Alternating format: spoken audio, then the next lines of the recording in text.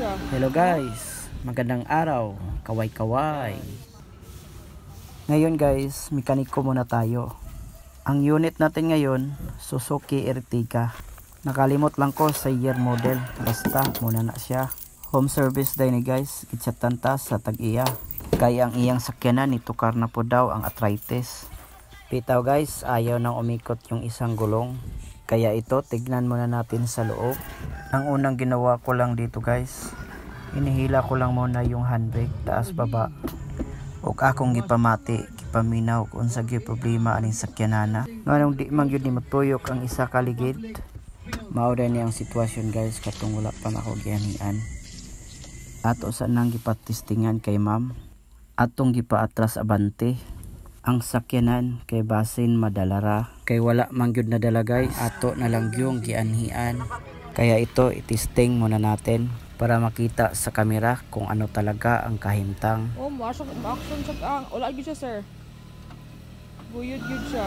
Oh? Kaya ito direct to the point na tayo. Tanggalin na natin yung gulong para makita yung problema. Ayan, fast forward na tayo. Tanggal na natin yung gulong. Inikot-ikot ko, ayan, matigas pa rin. Hindi naman yang pukpukin para bumitaw yung kumakapit sa loob. Kaso baka may natanggal sa ilalim. Kaya minabuti na nating tanggalin para sure. Kaya ito, natanggal na natin yung brake drum. Tawag gani. Ito guys, kumapit ng gusto yung brake lining. Ang posibleng hinungdan ani guys, sobra kayo ang adjust sa brake. Kaya kung naka-standby 2 o 3 araw or nainitan yung sasakyan mo, kumakapit talaga yung brake lining sa brake drum. Kasi normal lang na mag-apply tayo ng handbrake during parking. Minsan nangyayari talaga to sa mga maliit na sasakyan. Kaya ayan, fast forward na naman tayo. Tanggalin lang muna natin yung adjuster niya. Kasi hindi siya katulad ng ibang sasakyan na kahit hindi mo tanggalin yung adjuster, ma-adjust mo ng kusa. Ayan, natanggal na natin yung adjuster. Para lang lever arm ng handbrake. Pagkatapos nating ma-adjust, ibalik na natin. Gipaningot o gipawisan ako dito guys kasi ang gahi ng spring. Ayan guys, tapos na nating maikabit. Kaya punas-punasan muna natin para lumaki naman yung labor. Nakatingin kasi yung may-ari guys, kaya ayan.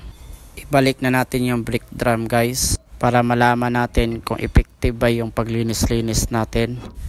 At saka ikot-ikotin, ayan, wala nang sabit.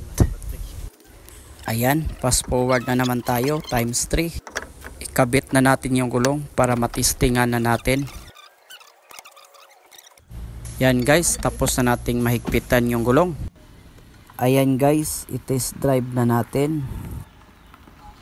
Ayan, sa wakas, umiikot na rin yung gulong. Atras sa bante lang natin guys para malaman natin kung magsumasayad pa rin yung gulong. Ayan, goods na goods na. Nawala na yung arthritis at rheuma. Kaya bago tayo umuwi guys, pa-test drive muna natin kay ma'am. Shout out sa imo ma'am, salamat sa pagsalig.